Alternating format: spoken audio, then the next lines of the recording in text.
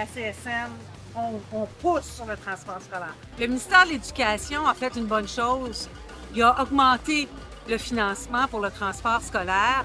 Malheureusement, il s'est un peu arrêté à mi-chemin parce qu'il n'y a aucune obligation pour les centres de services scolaires et puis surtout les compagnies de transport scolaire de rendre cet argent-là disponible pour les chauffeurs et les chauffeuses d'autobus, ce qui était l'objectif.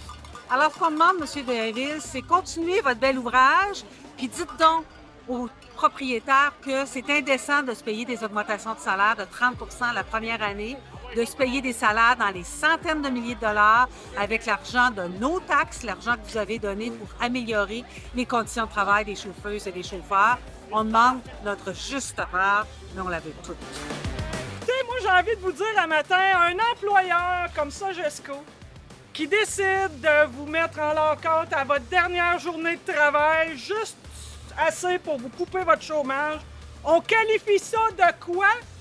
De méprisant! Que dire de plus que c'est épouvantable, aberrant, méprisant qu'un employeur comme Sogesco se donne des augmentations de salaire à la haute direction de plus de 114 000 de 2022 à 2023, alors qu'on ne donne rien à ces travailleuses et ces travailleurs qui transportent nos enfants jour après jour.